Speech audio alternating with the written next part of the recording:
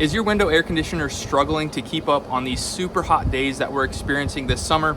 In this video, we're going to show you how you can check the refrigerant on your window AC unit and potentially top it off if you suspect that it's low. There's some telltale signs that your window air conditioner could be low on refrigerant, and it's actually really easy to add refrigerant to these. It only requires a few devices, which I'll show you everything in this video. So let's get right into it. So this is a 2-year-old Whirlpool window air conditioner, and as of the last few days, it's really not felt very cold out of the vents.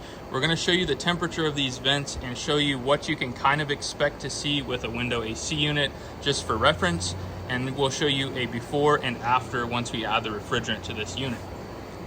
Okay, so before we touch this unit, we're set to 70 degrees. Now, as you can see, it's spitting out 66 degrees. So after we get this refrigerant charge put in, we're gonna see what the temperature difference is, and we're hoping to get significantly cooler than 65 degrees. Now, generally speaking, we're looking for about a 20-degree drop in the air temperature, just like any other central AC system. Typically, we're looking for between 18 and 20 degrees.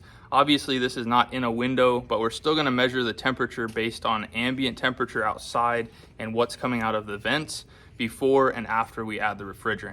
So a few things you'll notice if you have low refrigerant on your window unit is, one, if there's a limited amount of airflow coming through the vents. Just like a regular air conditioner, if the evaporator coil is freezing over, there's going to be very limited air coming out of the vents. Another thing that you can check is over here on the outside. Obviously this is not in a window, but out here you can look for telltale signs like anything in here that is frozen. If you see some frozen pipes, refrigerant pipes, that's a good indicator that this has a low charge. Another thing is if you go out here outside and you feel this air that's coming out over here and it's not hot or warm, that's another indicator that it is low of charge. This air is supposed to be really hot. Even when it's super hot outside, this will be several degrees warmer than ambient air. Okay, so now that we've measured the temperature at the vents and the ambient temperature before, we're going to remove this top cover. Now, each AC unit is going to be a little bit different, but you basically just need to access the refrigerant pipes inside of your unit. So for this particular one, we're going to take off these 3 on the side, 1 on the top, and 3 more on this side, and this whole thing should pop off. On this particular unit, there was these foam pieces, and there's a screw here hidden on each side. So we'll need to remove this one and that one, and then this whole thing will come off. There we go. Okay, so we had to take off a few items that were unexpected, like the cord cable here and a couple other things. But as you can see, we now have access to the internals of the air conditioner. And the main component here that's moving all of the refrigerant is the compressor. Now, as you can see right here, this did not come factory. So if you were to open up your system and it had never been touched, this would not be here.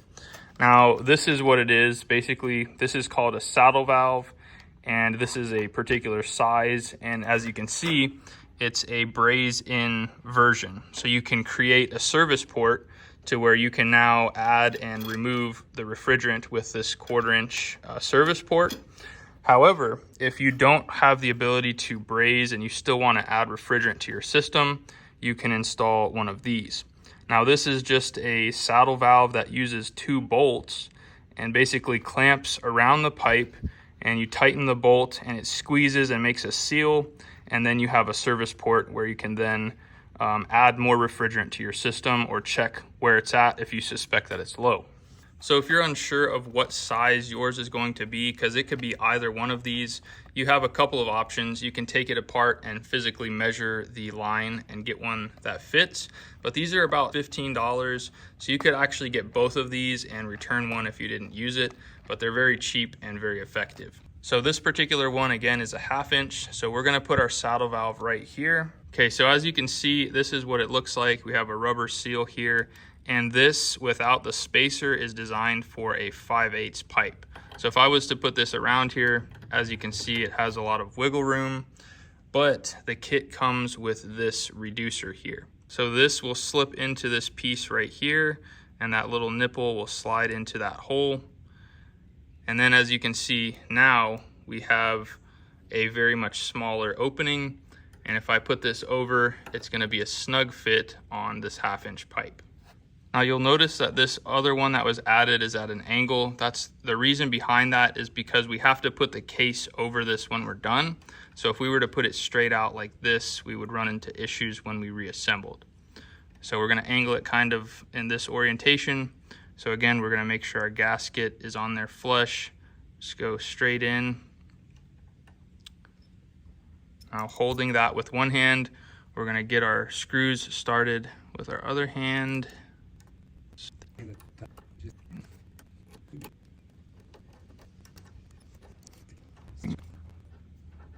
Now, if you need to get more access to your Allen wrench on these screws, we can take this cap off here. In fact, we're gonna need to take that off anyways in order to put the next piece in. So we're gonna slowly snug this on each side evenly. And you'll feel a lot of resistance when it's fully seated, and that's pretty much it. So now let's move on to the next step. So next what we're gonna do is put this piece in. Now you can see on this one side, this is hollow in the center. So this piece is going to go over the male end here, and then we're going to put this over.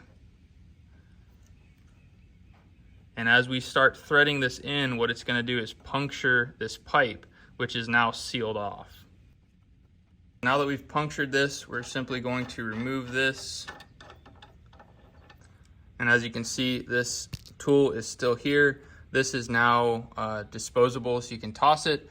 And now, as you can see, we have access to the refrigerant. So we can throw our gauges on here and see what pressure we have. And if we need to add refrigerant, we can use this to do so. Now let's show you how to do that. So we have our gauges here, and we're going to hook up the low side gauge to our newly installed service port. And that's the beauty of these low loss fittings. You don't get any spurt of refrigerant to come out. And as you can see, we're sitting at about 200 PSI. So if you were to just look at this, you might say, well, it's got a lot of pressure in it, but we'll show you in just a second when we turn this on what the problem is after our pressures have stabilized and the compressor starts reading what pressure it's really at.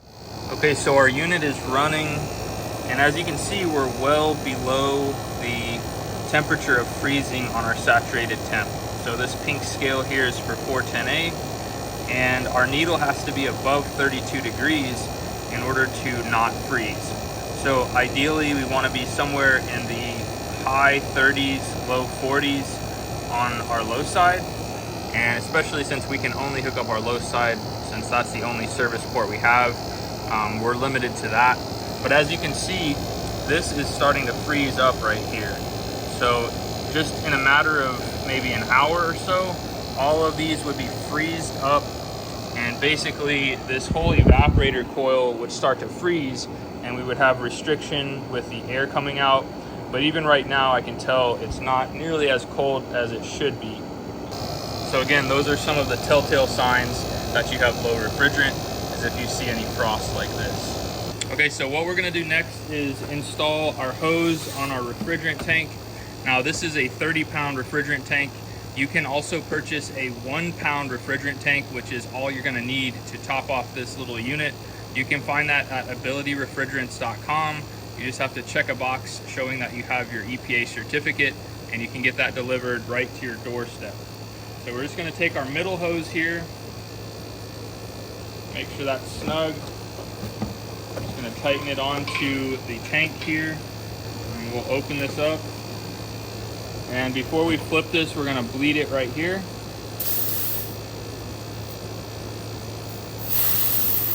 Just enough to get the air out of this hose.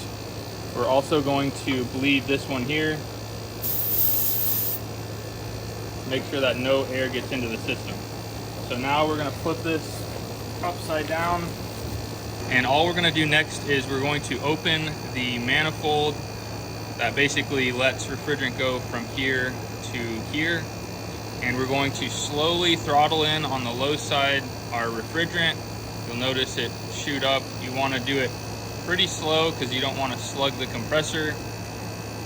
and then turn it off and let it run for another 5 minutes. We're gonna do this until we get to close to 40 degrees on our saturated temperature. Now you can do this with a lot more science. You can check the superheat at the unit, but I've found that it's not really necessary to get it that close.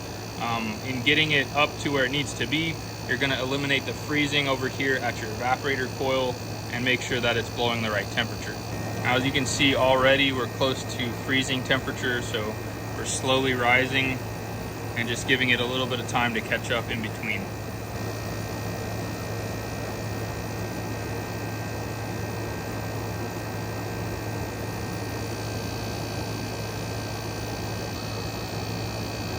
So we're just under 40 on our saturated temperature, so we should be good there.